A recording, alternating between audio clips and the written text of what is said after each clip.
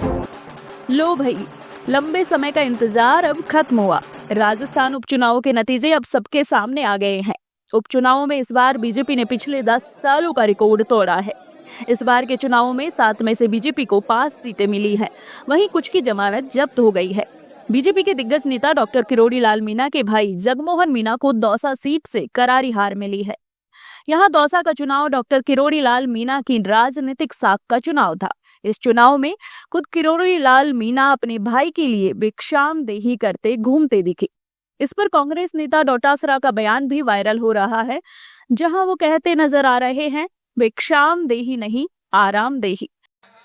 भिक्षा देही, भिक्षा देही, भिक्षा देही, देसी आराम देही, आराम देही, आराम देही जनता है भाई साहब। ये आराम देगी, भिक्षा देही नहीं है।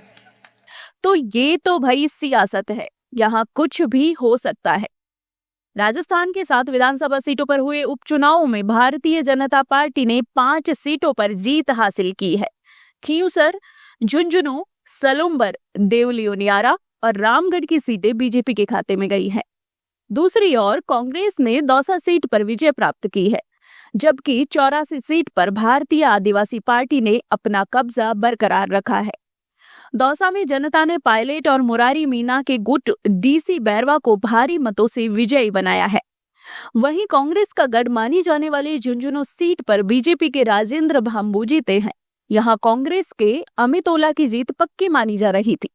झुंझुनू में ओला परिवार का राजनीतिक गढ़ भी अब ढह गया है और जनता ने ओला परिवार की इस तीसरी पीढ़ी को नकार भी दिया है।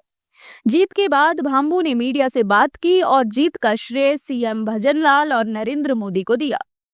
आपको बता दें, सबसे ज्यादा चर्चा में रही खींवसर और झुंझुनू सीटें, जहां राजनीतिक समीकरण बदलते हुए दिखाई दिए। खींवसर में हनुमान बेनीवाल की पत्नी कनिका बेनीवाल कड़े मुकाबले में बीजेपी के रेवतराम डांगा से हार गई। साल 2023 के चुनाव में इस सीट पर हनुमान बेनीवाल का दबदबा रहा था, लेकिन इस बार कांग्रेस के वोट बीजेपी की ओर शिफ्ट होने से बाजी पलट गई। हनुमान बेनीवाल ने चुनावी नतीजों पर अपनी प्रतिक्रिया देते हुए कहा है कि वे अपनी लड़ाई जारी रखेंगे। उनका मानना है कि ये चुनाव केवल उन्हें हराने के लिए लड़ा गया था। हालांकि उन्होंने ये भी कहा कि इतिहास उन्हें एक सच्चे लड़ाके के रूप में याद करेगा, जिसने कभी हार नहीं मानी। अपने लंबे राजनीतिक करियर में हनुमान बेनीवाल को इस तरह की राजनीतिक शिकस्त मिलना अपने आप में कई मायने खड़े कर देने वाली है। इस गढ़ की लड़ाइयों में इस बार हनुमान बेनीवाल का कोई भी पैतरा काम नहीं आया और अपने इस गढ़ को हाथ से गवा बैठे। दूसरी ओर 84 सीट पर बीएपी के अनिल कुमार कटारा ने बाजी मारी। इस जीत के साथ बीएपी ने अपनी पकड़ मजबूत कर ली है। इन नतीजों का क्या मतलब है? क्या बीजेपी के लिए ये एक बड़ी जीत है या कांग्रेस ने अपनी पकड़ खो दी है? मुख्यमंत्री भजनलाल शर्मा और बीजेपी प्रदेश अध्यक्ष को इन नतीजों से एक मजबूत बढ़ावा मिला है। 7 सीटें जीतने का दावा करने वाली कांग्रेस को बड़ा झटका लगा है। दौसा में पायलट मैजिक एक बार फिर हावी रहा। कांग्रेस ने लगातार दूसरी बार किरोड़ी लाल मीणा के परिवार को हरा दिया। मीणा के भाई जगमोहन मीणा की हार के बाद एक तस्वीर वायरल हुई है, जिसमें वे कांग्रेस प्रत्याशी डीसी बैरवा के साथ हंसते हुए नजर आ रहे हैं। सोशल मीडिया पर यह तस्वीर काफी चर्चा में है। क्या ये हार बीजेपी के लिए एक संकेत है कि रणनीति में बदलाव की जरूरत है? सलुम्बर सीट पर अंतिम 2 राउंड में उलटफेर ने सभी को चौंका दिया। यहाँ बीएपी के जितेश कुमार कटारा लगातार आगे चल रहे थे, लेकिन आखिरी 2 राउंड में बीजेपी की शांता मीणा ने उन्हें मात दे दी। इस सीट पर बीजेपी की जीत ने विपक्षी दलों के भीतर कई सवाल खड़े कर दिए हैं। राजस्थान की राजनीति में किरोड़ी लाल मीणा का एक लंबा कद माना जाता है। वहीं झुंझुनू से ओला परिवार अपनी एक लंबी राजनीतिक विरासत को संभाल पाने में नाकाम रहा। आरएलपी, जो कि तीसरी पार्टी के रूप में राजस्थान में काबिज है, उसके अस्तित्व पर भी अब संकट के बादल मंडराते हुए दिख रहे हैं। अब आरएलपी के नाम पर हनुमान अकेले हैं, वो भी लोकसभा में बैठते हैं।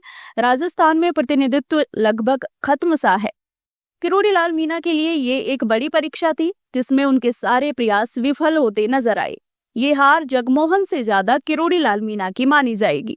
अब आगे देखने वाली बात ये होगी कि विधानसभा चुनावों में पार्टी की सीटें नहीं जिताने वाले मंत्री पद से इस्तीफा देते हैं बाबा, और इस बार सरकार क्या उनका इस्तीफा स्वीकार कर लेगी या फिर किरोड़ी लाल मीणा की राजनीतिक पारी का ये अंतिम पड़ाव माना जाएगा।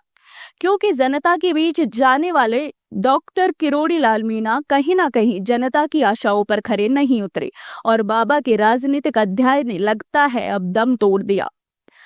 आपके इस पूरे घटनाक्रम पर क्या विचार है, हमें कमेंट करके जरूर बताइए। और हाँ, देश विदेश से जुड़ी तमाम बड़ी खबरों के लिए NSC9 न्यूज को सब्सक्राइब करना ना भूलें। ये रिजल्ट ओरिएंटेड सरकार, जनता ने भी दिखा दिया कि हम विश्वास करते हैं भारतीय जनता। अब ये उनका किसके प्रति था, अब उनको किससे उम्मीद थी, ये तो वही बता पाएंगे, मुझे नहीं मालूम इस विषय पर, और मैं कोई ऐसी बात कर भी नहीं सकता। मैं तो कह रहा हूँ हमारा संगठन पूरा सक्रिय था। अच्छी बात है ना, मेरे जैसे नेता उनके पास है तो ठीक है, सुधर जाएंगे वो। होती है, हार होती है, हो गया। लेकिन मेरा एक सपना था कि मैं दौसा को बहुत अच्छी नगरी बनाना चाहता था। लोगों ने नहीं दिया, जनादेश उधर दे दिया। ये जनता की मर्जी है, इसमें मैं कोई टिप्पणी नहीं कर सकता। लेकिन मेरा एक सपना था कि मैं दौसा को बहुत आगे लेके जाऊंगा। राजनीति है, कुटिलता चलती है। वर्तमान हालातों में ये देखने को मिला है कि मैं ऐसे हालात परिस्थितियों में राजनीति के फिट नहीं हूँ। लेकिन कारण क्या मानते हो आप? कारण क्या मानते हो? कारण तो लोगों ने किया ही है, आप लोगों को भी सामने दिख रहा है। जनता ने बहुत प्यार दिया, लोगों ने खूब वोट दिया, कार्यकर्ताओं ने खूब मेहनत की, सबके लिए बहुत बहुत धन्यवाद।